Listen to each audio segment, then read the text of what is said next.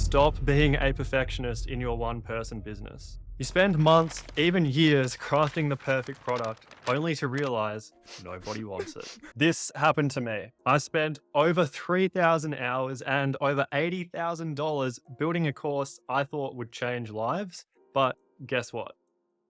It flopped.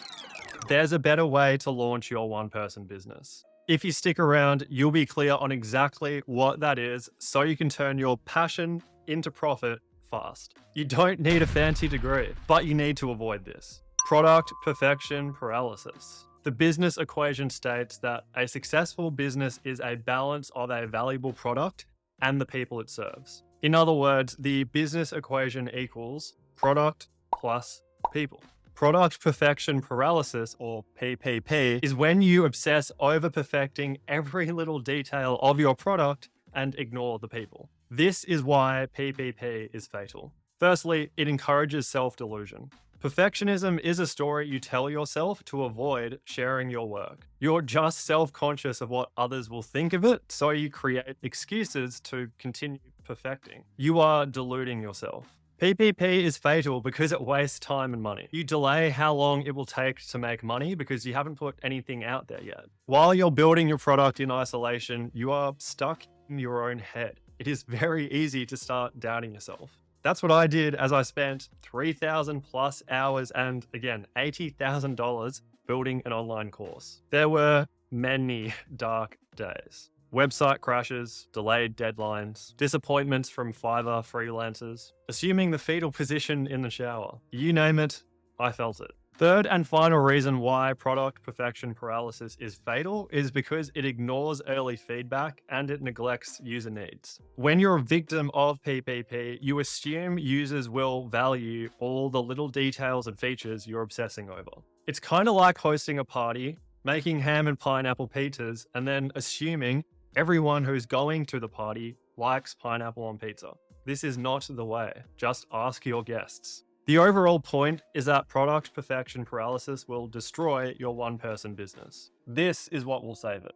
The community-focused prototype. The community-focused prototype, or CFP, is an approach where you build a product based on the feedback from your audience. This is why the CFP approach is the right way. Firstly, it just promotes a positive mental shift. So much about business and entrepreneurship begins in the mind. The CFP approach helps you enter the right frame of mind because of its two main elements. First element is community focused. A community equals your people. They share your interests and represent your future prototype's target audience. These are the people you want to serve, not the people you think you should serve.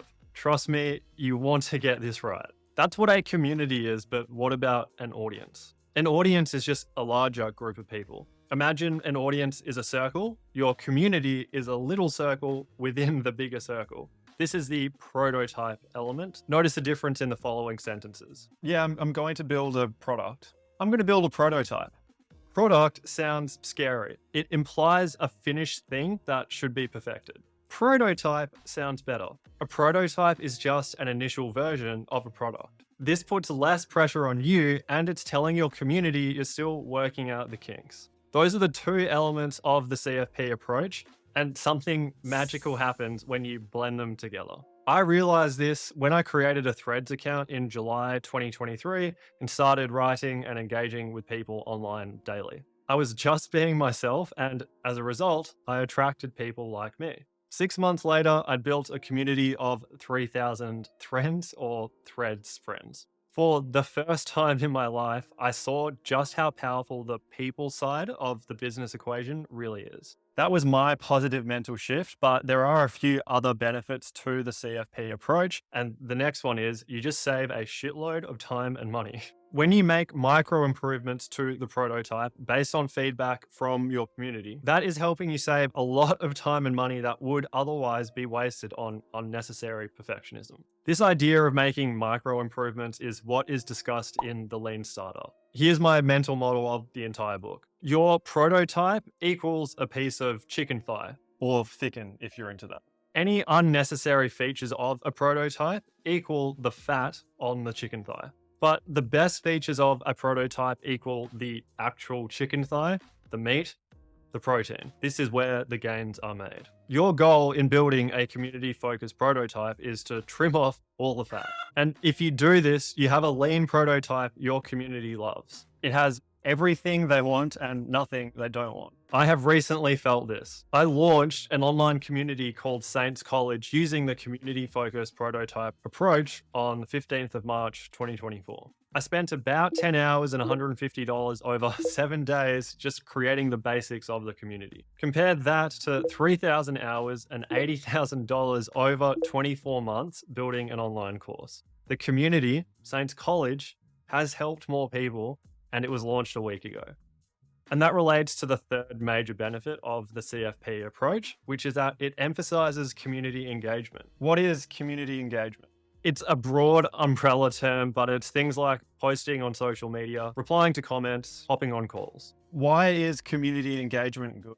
It enhances user commitment and their loyalty to the prototype. If someone in my community were to suggest a feature, they would be more likely to then use that feature, whatever it is, because of the consistency principle, as discussed by Robert Cialdini in his landmark book, Influence. And here's a quote from the book that nicely encapsulates what this consistency principle is. Once we have made a choice or taken a stand, we will encounter personal and interpersonal pressures to behave consistently with that commitment.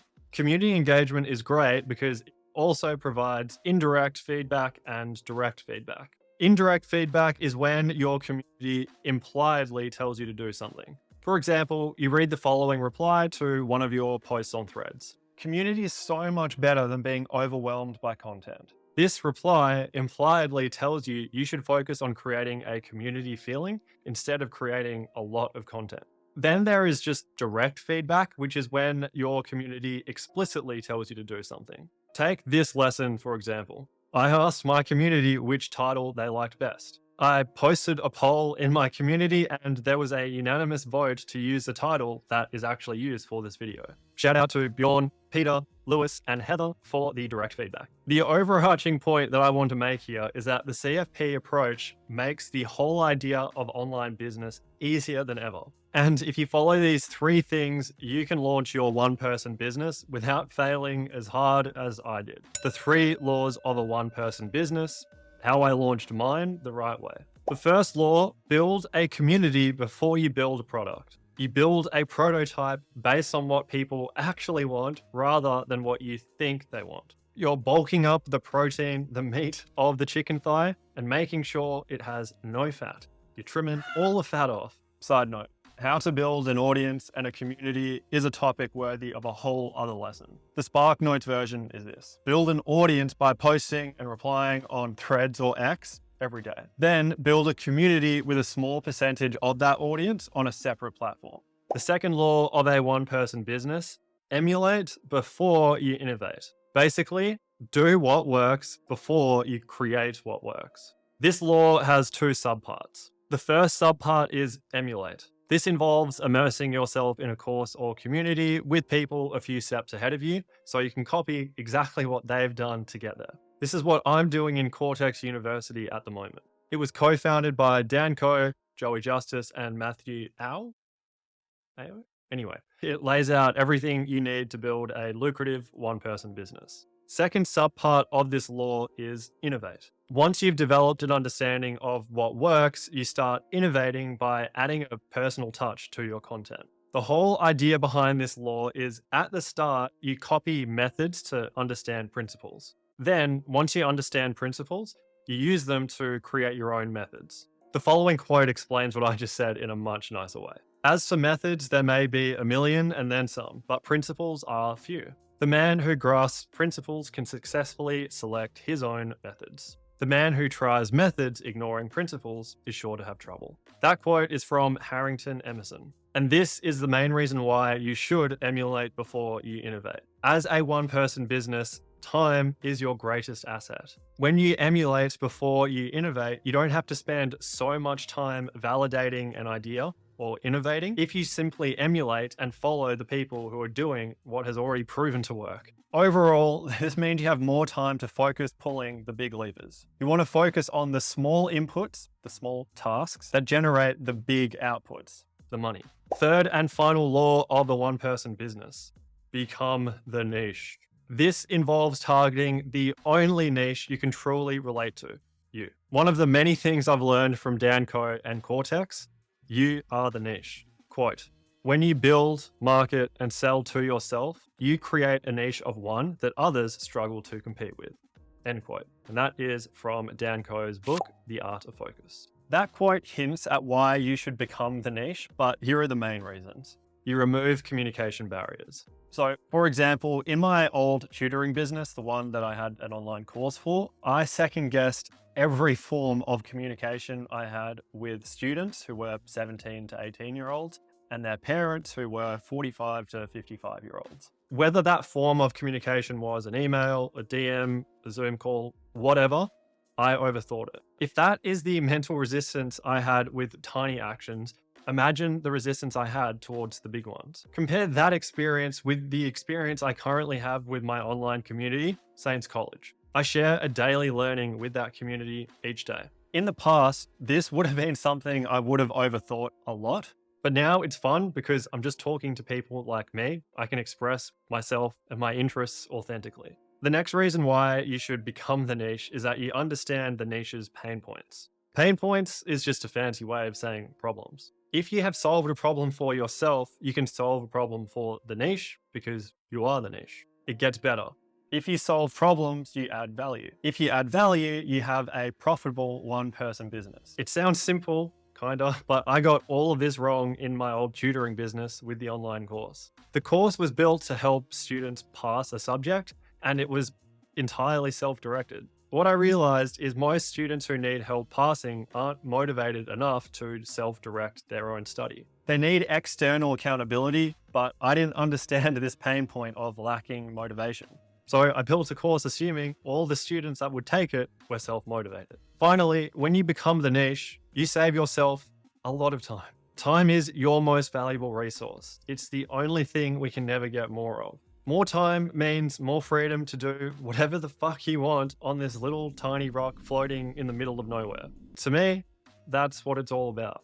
Simple summary. First up, we learned about the business equation, and that states that a successful business is a balance of a valuable product and the people it serves. The formula for this is business equals product plus people. Then we looked at product perfection paralysis, or PPP.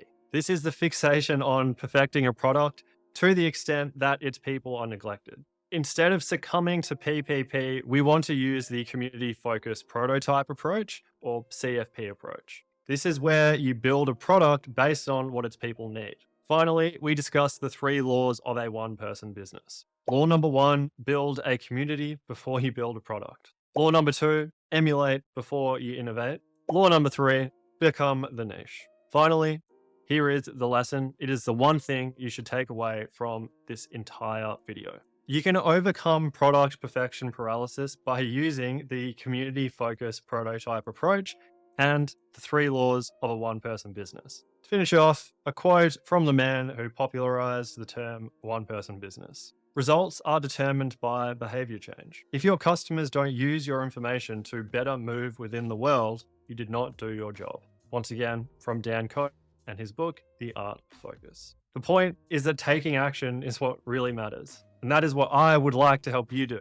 If you'd like to chat about how you can use the 3 laws of a one-person business, join Saints College. It's free forever for the first 100 people, and there are about 65 spots left. Get in before the price goes up. Anyway, that's it for this lesson. Keep it simple until the next one.